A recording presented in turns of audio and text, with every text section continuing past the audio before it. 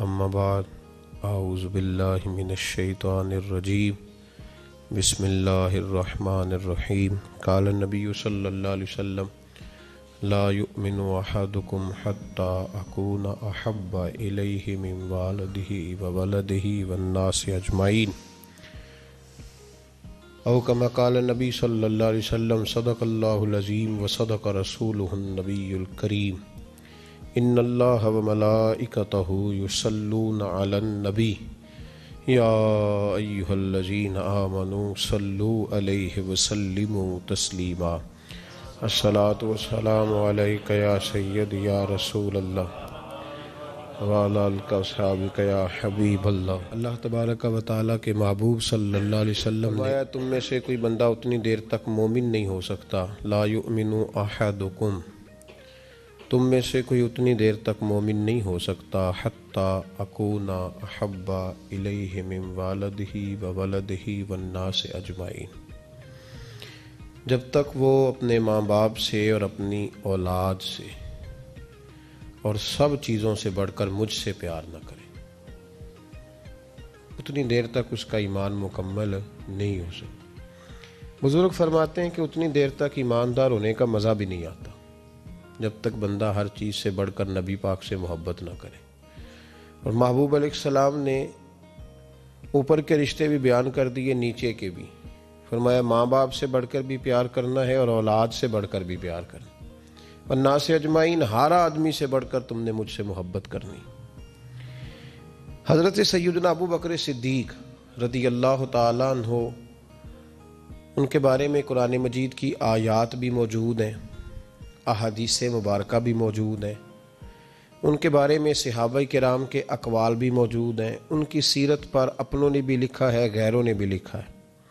हज़रत सैयदना सिद्दीक़ अकबर रज़ी अल्लाह तआला अन्हु एक बहुत बड़ी शख्सियत का नाम है। ये वाहिद शख्सियत है जिसकी सहाबियत का इनकार कुफर है, इसलिए कि इनके लिए लफ्ज़ सहाबी कुरान पाक ने इस्तेमाल किया। इज़ यक़ूलु लिसाहिबिही ला तहज़न इन्नल्लाह माअना, जब कहा उन्होंने अपने सहाबी से कि गम न करो, इन्नल्लाह माअना, अल्लाह हमारे साथ। तो ये गार का जो वाक़या है, इसमें लफ्ज़ सहाबी कुरान पाक ने हज़रत सिद्दीक़ अकबर के लिए बयान किया। उनके सहाबी होने का जो इनकार करेगा काफिर हो जाएगा। उनके अंदर बहुत सारी खसलतें थीं, अल्लाह से डरते थे, सखी बहुत ज़्यादा थे, उनको अल्लाह तबारक व तआला ने हिम्मत बड़ी दी हुई थी, शौरी हिम्मत। कुछ लोगों में फैसला करने की कुव्वत नहीं होती, लेकिन कुव्वत फैसला हज़रत अबू बकर सिद्दीक़ को अल्लाह ने बहुत ज़्यादा अता फरमाई थी। अकेले फैसला करके डट जाने की उनके अंदर सलाहियत है। एक जुमले में फाज़िल बरेलवी ने कमाल कर दिया। आला हज़रत फरमाने लगे, दुनिया में नबी पाक सल्लल्लाहु अलैहि वसल्लम से बड़ा पीर कामिल कोई नहीं, और जनाब अबू बकर सिद्दीक़ जैसा मुरीद भी कोई नहीं। ये जो तवानाई है, हमारे यहाँ लोग मानते हैं अपनी मर्जी की चीज़ें, जनाब सिद्दीक़ अकबर ने उस तरह माना है जिस तरह नबी पाक ने मानने का हुक्म दिया है। हुजूर ने फरमाया, जब तुझे किसी से मोहब्बत होती है तो वो तुझे बहरा भी कर देती है, गूंगा भी कर देती है, अंधा भी कर देती है। ना इंसान महबूब का नुक्स देख सकता है, न सुन सकता है, और ना कभी उसकी ज़ुबान से वो जुमला अदा हो सकता है। जिसको मोहब्बत हो, जिसने बात सुन ली वो भी मोहब्बत में कच्चा है, जिसने बयान कर ली वो तो फेल है ना, बिल्कुल ही, वो तो नाकाम हो गया। और जिसने देख ली, ओहो ऐसा नहीं करना चाहिए था, उसने भी अभी प्यार नहीं किया। ये वो अल्फाज हैं हदीस के जो खुद रसूल पाक ने बयान फरमाए। नबी पाक सल्लल्लाहु अलैहि वसल्लम ने फरमाया, मोहब्बत आदमी को अंधा भी कर देती है, बहरा भी कर देती है, गूंगा भी कर देती है। जब मोहब्बत होती है तो फिर इंसान को कोई ऐसी चीज़ नज़र, अबू जाल ने महबूब पाक अलैहिस्सलाम से कहा, माज़अल्लाह, मुझे तो आपकी तरह का शख्स कोई नज़र ही नहीं आता, यानी उसने कमज़ोर लफ्ज़ों में कहा। हज़रत सिद्दीक़ अकबर हुजूर के सामने खड़े हुए तो कहने लगे, महबूब तेरे जैसा हसीन नज़र कोई नहीं आता।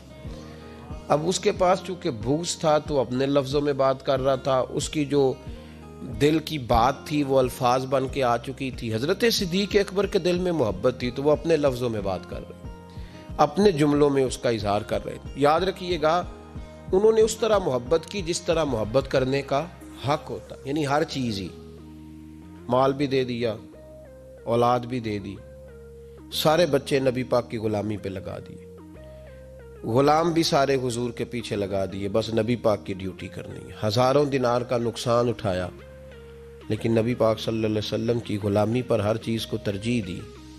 بات تو ہم نے بڑی دفعہ سنی ہے، پر کبھی اس کے حسن کو بھی ملاحظہ فرمائیے نا، کبھی ذرا ملاحظہ فرمائیے نا۔ لوگ پیار کرتے ہیں، محبت کا دعویٰ کرتے ہیں، لیکن کہتے ہیں بھئی رستے رستے کی محبت ہے، یہاں مجھے 5000 کا نقصان ہو رہا ہے، یہاں نہیں میں محبت کر سکتا۔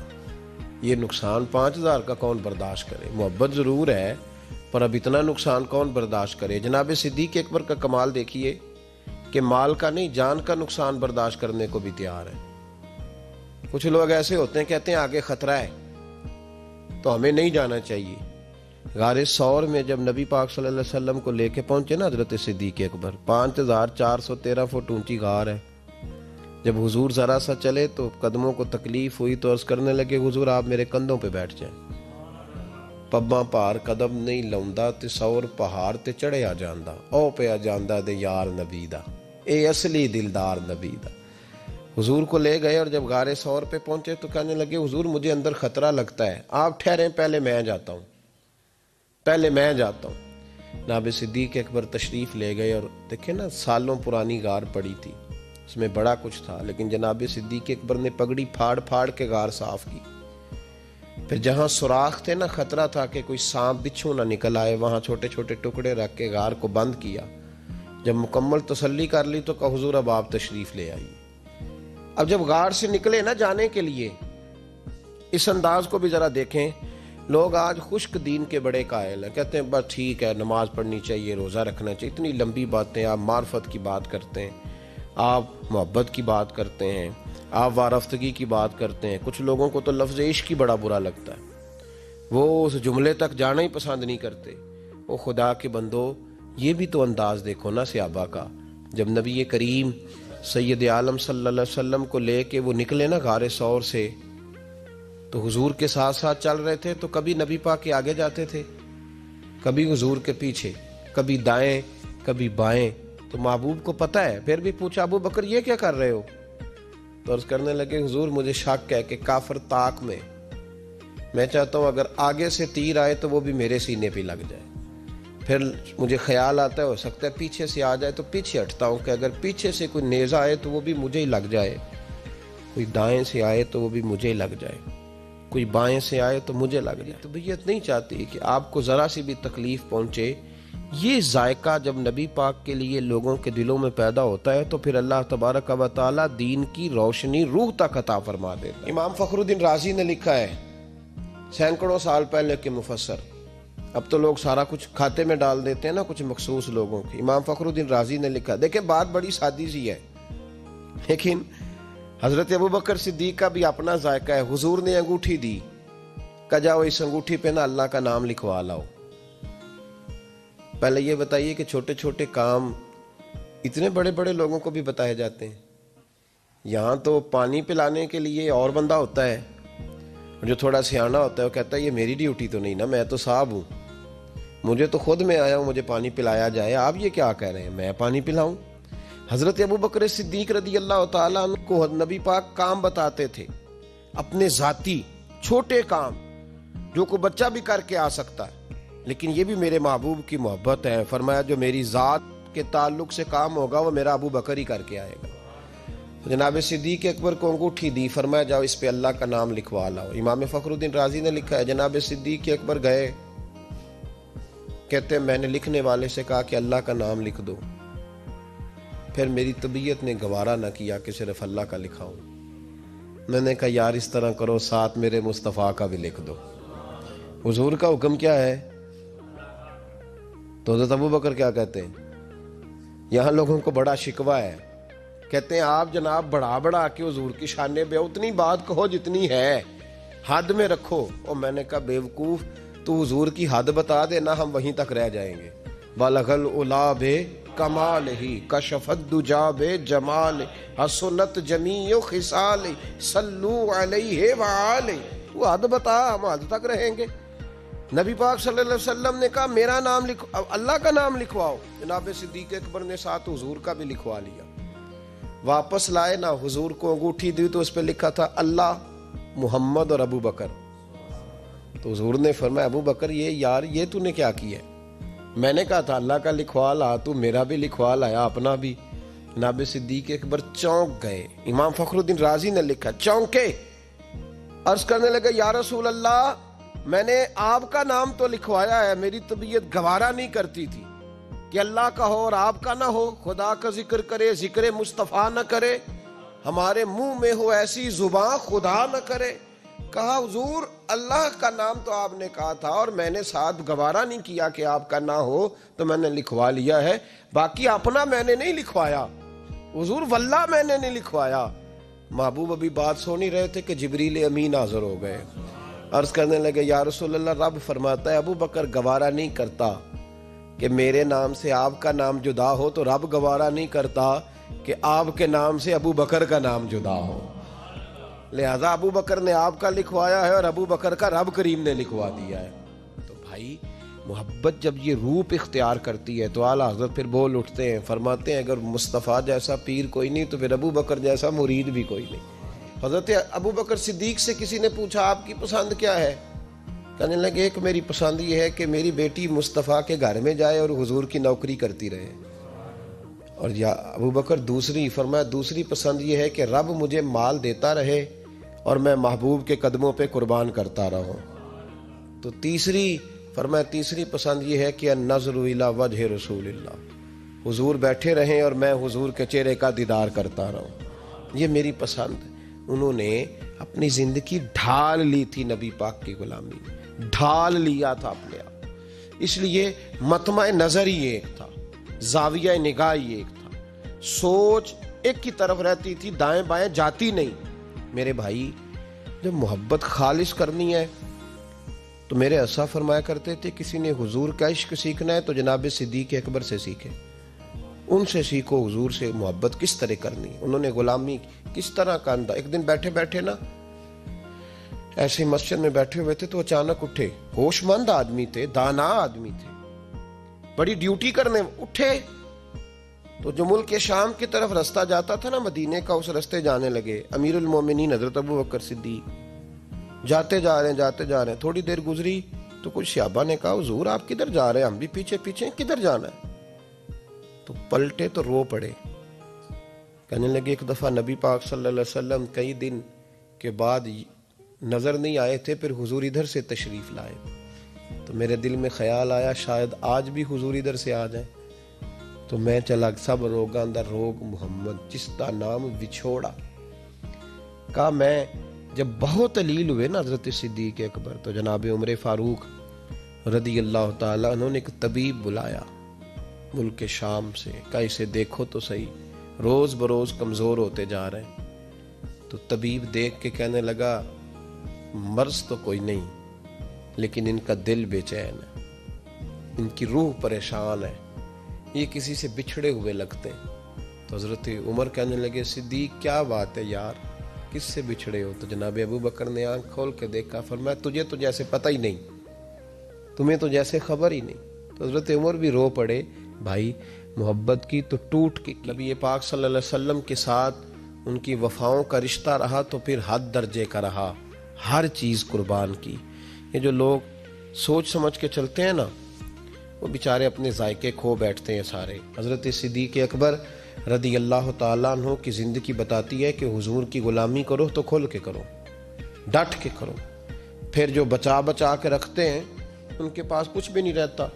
خود محبوب پاک صلی اللہ علیہ وسلم نے فرمایا حضرت اسماء بنت ابی بکر صدیق سے، فرمایا رب کے رستے میں جب دے تو گن گن کے نہ دیا کر، ورنہ وہ بھی تجھے گن گن کے ہی دے گا، اور کوئی چیز بچا کے نہ رکھ، اس کے رستے میں بے حساب دے، وہ بھی تجھے بے حساب ہی عطا فرمائے گا۔ ہم محبت میں بھی کنجوسی کرتے ہیں سوچ سمجھ کے تھوڑی سی، تو وہ کس طرح کی محبت ہے جس میں بندہ سوچ رہا ہے، غور کر رہا ہے، ارادہ کر رہا ہے، تیاری کر رہا ہے، دیکھ رہا ہے، پرکھ رہا ہے، وہ کیسے آگے بڑھے گا؟ غلامی تو غلامی ہوتی ہے، غلاموں کی سوچیں اپنی نہیں ہوتی، سوچیں بھی غلام ہوتی ہیں۔ غلام جو ہوتے ہیں وہ اپنے محبوب کی رضا کی طرف توجہ رکھتے ہیں، دائیں بائیں لوٹ کر پلٹ کر ان کا مزاج نہیں ہوتا۔ حضرت ابو بکر صدیق رضی اللہ تعالیٰ عنہ نے محبوب پاک سید عالم صلی اللہ علیہ وسلم کی غلامی کی، ہر لحاظ سے کی، ہر وقت کی، ہر طریقے سے کی۔ امت مسلمہ اگر غلامی کا طریقہ سیکھے گی تو جناب صدیق اکبر سے سیکھے گی۔ حضرت صدیق اکبر بتلائیں گے کہ محبوب کریم سید عالم صلی اللہ علیہ وسلم کی غلامی کس طرح کرنی ہے۔ جب رات تھی نا بدر کی، تو کافروں کا سب سے بڑا نشانہ یہ تھا کسی طرح حضور کو شہید کیا جائے۔ وہ پورا فوکس کیے ہوئے تھے کہ نبی پاک صلی اللہ علیہ وسلم کو شہید کرنا، پوری توجہ تھی۔ تو صحابہ کہتے ہیں کہ ہم نے ارادہ کیا کہ حضور کے لیے علیحدہ سے ایک خیمہ بنایا جائے، چھپر بنایا۔ حضور کے لیے وہ ہم نے چھپر بنا دیا، محبوب اس کے اندر قیام کرنے لگے۔ اب خیال یہ تھا کہ یہاں ڈیوٹی کون کرے گا، ڈیوٹی کون کرے گا، یہاں کون ٹھہرے گا، یہاں یہ بڑے خطرے والی جگہ ہے، یہاں کون ٹھہرے گا۔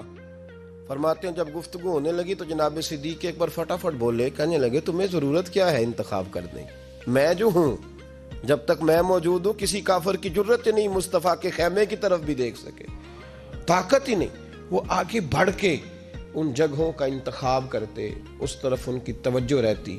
میرے محبوب پاک علیہ الصلوۃ والسلام ان پر اعتماد کرتے۔ 17 نمازیں نبی پاک نے جناب صدیق اکبر کے پیچھے ادا فرمائیں، 17 نماز۔ اور جناب ابو بکر کا بھی یہ حال تھا۔ آج تو باہر کھڑے ہو کے سلام پڑھو تو کچھ لوگ کہتے ہیں سلام آپ پڑھ لیں، کھڑے کیوں ہوتے ہیں؟ کھڑے ہونے سے دقت ہونے لگی۔ میں نے کہا چلو بیٹھ کے پڑھ لو بھائی، اگر اتنی سی بات سے ہی آپ کو دشواری ہے۔ حضرت صدیق اکبر رضی اللہ تعالیٰ عنہ نماز پڑھا رہے تھے۔ محبوب پاک سید عالم صلی اللہ علیہ وسلم تشریف لے آئے، حضور ایک صلح کے لیے گئے، فرمایا مجھے دیر ہو گئی تو کسی کو ابو بکر سے کہنا نماز پڑھا لے۔ تو کہتے ہیں حضور کو دیر ہو گئی، جناب بلال نے اقامت کہی تو حضرت صدیق اکبر مصلی پہ کھڑے ہو گئے۔ ابھی 2 ہی رکعتیں پڑی تھی کہ حضور تشریف لے آئے۔ جس جس صف سے حضور گزرتے رہے صحابہ رستہ چھوڑتے رہے۔ دوران نماز ہی محبوب پہلی صف کے قریب آئے تو جناب صدیق اکبر نے قدم پیچھے ہٹایا، عین نماز میں، عین نماز۔ حضور نے فرمایا ابو بکر مکمل کرو نماز، پھر قدم ہٹایا، تیسری دفعہ پھر کہا، پھر قدم ہٹایا، جناب صدیق اکبر پیچھے ہٹ گئے۔ محبوب نے نماز مکمل کرائی اور فرمایا میں نے جب کہا تھا مکمل کراؤ تو کیوں نہیں کرائی؟ کیا خوبصورت انداز ہے۔ کہنے لگے یا رسول اللہ اب ابو قحافہ کے بیٹی کی اتنی جرت تو نہیں نا کہ مصطفیٰ کا امام ہی بن جائے، اتنی جرت تو نہیں نا۔ تو عزیز یاد رکھیں حضرت ابو بکر صدیق نے حضور کی تعظیم کی، نبی پاک کا ادب کیا۔ وہ جو لوگ کہتے ہیں نا زیادہ قریب رہنے سے محبت کم ہو جاتی ہے، حضرت صدیق اکبر نے اس فلسفے کو بھی غلط ثابت کر دیا۔ انہوں نے ثابت کیا ہے کہ محبت خالص ہونی چاہیے۔ کئی دفعہ بندہ جتنا قریب جاتا ہے محبت اتنی زیادہ بڑھتی جاتی ہے۔ شرط ہے کہ یہ خالص ہو، اس میں اخلاص ہو، تصنع نہ ہو، بناوٹ نہ ہو، ریاکاری نہ ہو، ملاوٹ نہ ہو اس کے اندر۔ ایک دن نبی پاک صلی اللہ علیہ وسلم حضرت ابو ہریرہ اور صحابہ بیٹھے تھے تو محبوب علیہ الصلوۃ والسلام نے فرمایا بھئی ذرا نا وقفے سے ملا کرو، محبت بڑھتی ہے، وقفے سے ملا کرو، قدر کھو دیتا ہے یہ ہر روز کا آنا جانا، بڑی دلچسپ ہوتی ہیں بے ترتیب ملاقاتیں، تو کہا ذرا وقفے سے ملا کرو، محبت بڑھتی ہے۔ تو ٹھیک ہے یا رسول اللہ صلی اللہ علیہ وسلم۔ تو حضرت ابو بکر صدیق بھی ایک دن پورا نہ آئے، جب بات ہو رہی تھی وہ بھی بیٹھے ہوئے تھے مجمع میں، ایک دن پورا نہ آئے۔ اگلی صبح حضور نے پوچھا ابو بکر کہاں تھے؟ عرض کی حضور آپ نے تو کہا تھا وقفے سے ملا کریں۔ فرمایا وہ دوسروں کے لیے کہا تھا، تیرے لیے نہیں کہا تھا، تو روز ملا کر، پابندی سے ملا کر، توجہ سے ملا کر، وہ تیرے لیے بات نہیں کہی، وہ کوئی اور ہے۔ جو قریب رہیں تو قدر کم ہوتی ہے۔ ابو بکر صدیق تو محبوب کے ساتھ مکے میں بھی ساتھ، بدر میں بھی، احد میں بھی، غار ثور میں بھی، اور دیکھیے 1400 سال ہونے کے ہیں وہ مزار میں بھی مصطفیٰ کے ساتھ ہی آرام کر رہے ہیں، تو وہاں بھی ساتھ ہے۔ پانی پرن سہیلیاں رنگا رنگ کڑے، اسی تے پریا اس دا جانیے جس دا توڑ چڑھے۔ تو وہ کم لوگ ہوتے ہیں، وہ لوگ زیادہ خوب نہیں ہوتے کہ جو قریب آئے تو قدر کم کر دی۔ حضرت ابو بکر صدیق نے فلسفہ بیان کیا ہے کہ پیار صحیح کرنا، یہ کوئی مطلب نہیں کہ قریب رہو گے تو قدر کم ہو جائے گی، محبت خالص کرنا۔